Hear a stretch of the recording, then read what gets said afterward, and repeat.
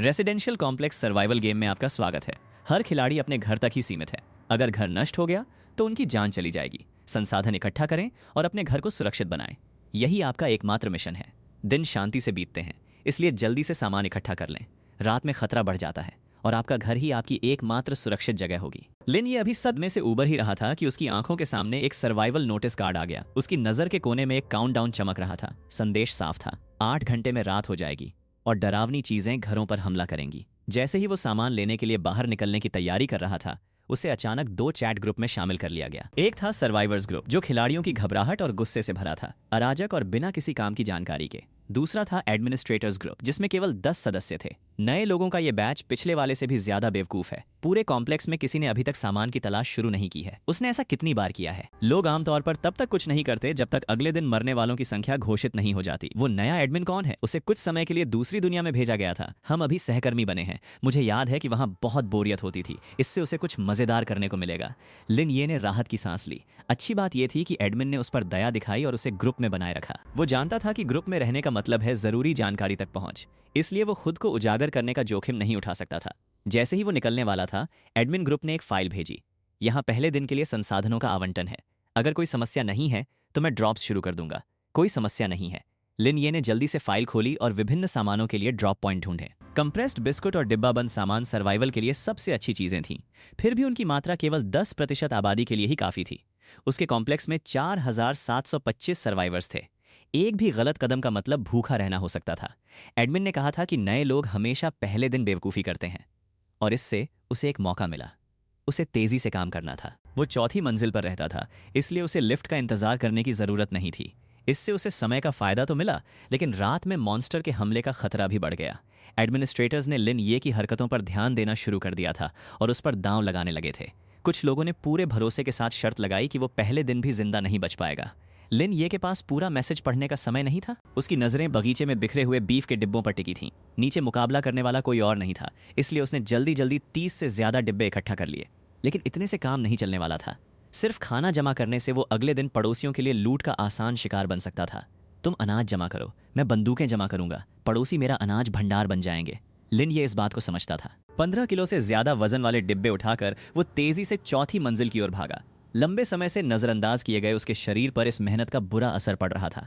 फिर भी मेहनत रंग लाई। उसकी ज्यादा से ज्यादा स्टैमिना 1 पॉइंट बढ़ गई। नोटिफिकेशन देखकर लिन ये ने अपनी स्टेटस स्क्रीन देखी और उसे एहसास हुआ कि न सिर्फ उसके पास एट्रीब्यूट्स थे, बल्कि घर के पास भी थे। घर को मजबूत बनाने के लिए उसे लकड़ी के तख्तों की जरूरत थी, लेकिन तख्तों और दूसरी चीजों के मिलने की जगहें पहले से तय थीं। बार बार आने जाने से लूट का खतरा था, इसलिए उसने आज रात घर को मजबूत न करने का फैसला किया। उसकी सबसे बड़ी प्राथमिकता एक भरोसेमंद हथियार ढूंढना थी। एडमिनिस्ट्रेटर ने बताया था कि हथियार सिक्योरिटी बूथ में रखे गए हैं। लिन ये ने योजना बनाई कि बूथ की जांच करते समय वो ऐसा दिखावा करेगा जैसे बाहर निकलने का रास्ता ढूंढ रहा हो। वो धीरे धीरे आगे बढ़ा, रास्ते में जरूरी चीजें ढूंढता रहा और कई पैक्ड स्नैक्स भी उठाए। जैसे ही वो एंट्री गेट के पास पहुंचा, उसने पास ही खड़ी एक अधेड़ उम्र की महिला को देखा। बचे हुए लोगों के लिए पहली असली चुनौती सामने आ गई थी। वो उसे देख रही थी। असल में उसने पहले ही 2 लोगों को मार डाला था। लिन ये को उम्मीद थी कि वो संत किस्म की महिला नहीं होगी। हालांकि इतनी जबरदस्त ताकत वाले खिलाड़ियों में अक्सर दूसरों को बचाने की भावना होती है। पास जाते हुए लिन ये उसे परखता रहा। उसके कदमों की आहट बहुत हल्की होने के बावजूद उस महिला को हलचल का एहसास हो गया। जवान आदमी, मैं तुमसे कुछ पूछना चाहती हूँ। क्या हम अभी भी इस कॉम्प्लेक्स से बाहर निकल सकते हैं? मुझे नहीं पता, मैं भी बाहर निकलने का रास्ता ढूंढने ही नीचे आया हूं। जवान आदमी, तुम्हारी उम्र क्या है? बात करते करते वो महिला धीरे धीरे उसके और करीब आ गई। वे एक ही दिशा में धीरे धीरे आगे बढ़ रहे थे, जैसे कोई डांस हो रहा हो। तभी खट! लिन ये सिक्योरिटी बूथ की दीवार से टकरा गई।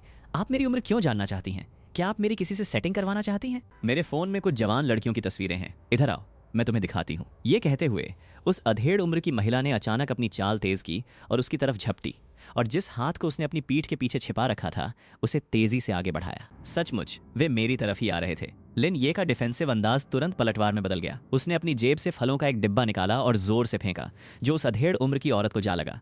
उसने हथियार खोजने के लिए सिक्योरिटी बूथ का दरवाजा खोलने में समय बर्बाद करने की हिम्मत नहीं की। वो औरत अभी भी पलटवार कर सकती थी, इसलिए उसे तुरंत किसी सही चीज की जरूरत थी। बूथ में कॉम्बिनेशन लॉक वाले 4 हथियार केस थे। हड़बड़ी में लिन ये ने सिक्योरिटी गार्ड का स्टूल उठाया और उस औरत पर दे मारा। ठीक उसी समय जब वो उठने की कोशिश कर रही थी, मौका पाकर वो पहले हथियार केस की ओर भागा। उसने एडमिनिस्ट्रेटर्स के चैट ग्रुप में कोड 111 देखा था, लेकिन उसने उसे तुरंत नहीं खोला। इसके बजाय सही कोड डालने से पहले उसने जानबूझकर कुछ गलत कोड आजमाए। केस से छोटी तलवार निकालकर वो उस औरत पर झपटा। वो अच्छी तरह जानता था कि इस तबाही के दौर में दुश्मन पर दया करना खुद के साथ जुल्म करने जैसा है। अगर उसने आज उसे जाने दिया तो हो सकता है कि वो आज रात ही उसे ढूंढती हुई आ जाए। छोटी तलवार उसके शरीर में घुस गई। स्टूल की चोट से पहले ही बेसुध हो चुकी वो औरत कुछ कर पाती उससे पहले ही उसकी धड़कनें थम गईं। उसे पक्का करना था कि वो सच में मर चुकी है। पछतावे की कोई गुंजाइश नहीं थी। ये सब करने के बाद लिन ये ने घबराहट का कोई संकेत नहीं दिखाया। उसने लाश को सड़क किनारे झाड़ियों में खींच दिया। उसने थोड़ी देर वहां छिपकर पक्का किया कि कोई आस-पास से गुजर तो नहीं रहा है, और फिर बाकी केस खोलने के लिए सिक्योरिटी बूथ लौट आया। और इस दौरान एडमिनिस्ट्रेटर्स उसकी हर हरकत पर नजर रखे हुए थे। आखिर ये लड़का कौन है? पिछली बार वाला कातिल भी इतना बेरहम नहीं था। उसकी सैनिटी मानसिक संतुलन सिर्फ 5 पॉइंट गिरी। ये तो अविश्वसनीय है। मुझे पता चला है कि वो पहले नॉवेलिस्ट उपन्यासकार हुआ करता था। अगली बार हमें और नॉवेलिस्ट्स को भर्ती करना चाहिए, जैसे कि उस तांग परिवार वाले व्यक्ति ने सुझाया था। इस बीच लिन ये ने 10 अलग अलग नंबर आजमाने का नाटक किया और आखिर में लॉक को 111 पर सेट किया ताकि एडमिनिस्ट्रेटर्स का ज्यादा ध्यान अपनी ओर न खींचे। दूसरे केस में एक बुलेट प्रूफ वेस्ट थी। ये बहुत हल्की और पतली थी, जिससे कपड़ों के नीचे पहनने पर यह दिखाई नहीं देती थी। इसके बाद तीसरा केस खोलने के लिए 111 कोड डालने से पहले उसने थोड़ी देर सोचने का नाटक किया। उसने अंदर रखे सामान को जल्दी से उठाने के बजाय आखिरी केस को खोलने की कोशिश की।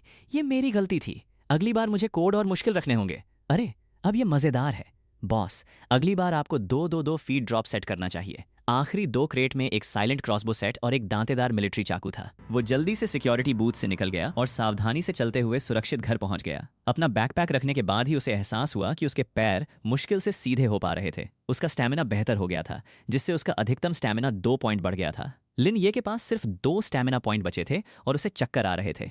उसके स्टैमिना को धीरे धीरे 10 तक वापस आने में 10 मिनट से ज्यादा का समय लगा। दिन की रोशनी में 6 घंटे बचे थे। उसे लगा कि जी ये हुई एक और चक्कर लगा सकता है। आखिरकार उनके पास जितने ज्यादा संसाधन होंगे, उनके जीवित रहने की संभावना उतनी ही बेहतर होगी।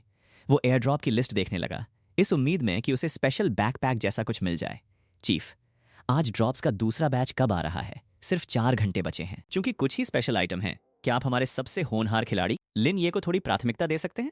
मैं चाहता हूं कि वो थोड़ा और समय तक जीवित रहें। नहीं, भीड़ में अभी भी और भी बेहतरीन खिलाड़ी छिपे हो सकते हैं, तो अभी भी स्पेशल आइटम है। मुझे उन्हें पाने का कोई तरीका खोजना होगा, लेकिन अभी मेरा स्टैमिना खत्म हो गया है। मुझे पहले आराम करके रिकवर करना होगा। चैट पढ़ते पढ़ते लिन ये को हल्की नींद आ गई, लेकिन तभी एक तेज रोशनी और घोषणा से उसकी नींद खुली। सभी बचे हुए लोगों का ध्यान दें, आज के स्पेशल आइटम ड्रॉप कर दिए गए हैं। कृपया उन्हें लेने के लिए स्मोक सिग्नल वाली जगहों पर जल्दी पहुंचें। लिन ये ने खिड़की से बाहर पास के बगीचे की ओर देखा और लाल धुएं का गुबार देखा। एडमिनिस्ट्रेटर्स ने आइटम की कोई खास लिस्ट नहीं दी थी, इसलिए क्रेट खोलने के बाद ही उसे पता चलेगा कि अंदर क्या है। जल्दी से तैयारी करने के बाद वो तेजी से नीचे भागा। नीचे उतरते समय उसने देखा कि कोई पहले ही दरवाजे से बाहर भाग रहा था।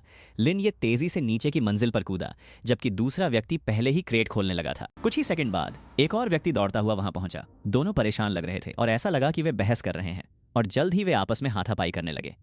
लिन ये तुरंत बाहर नहीं निकला। उनके एक दूसरे को थका देने का इंतजार करना ही सबसे अच्छी रणनीति थी। दूसरे व्यक्ति ने बाजी मार ली और पहले वाले को जमीन पर दबा दिया। इससे पहले कि वे कुछ कर पाते, लिन ये पीछे से झपट्टा मारकर आया और एक ही वार में उस व्यक्ति की जान ले ली। जमीन पर दबा हुआ व्यक्ति हैरान रह गया। दोनों आदमियों को ठिकाने लगाने के बाद लिन ये तुरंत एयर ड्रॉप क्रेट के पास पहुंचा। ये एक सेफ था जो 3 अंकों वाले कॉम्बिनेशन लॉक से बंद था। उसने अलग अलग नंबर कॉम्बिनेशन आजमाना शुरू किया और आखिरकार कई कोशिशों के बाद उसे कोड मिल गया, 663।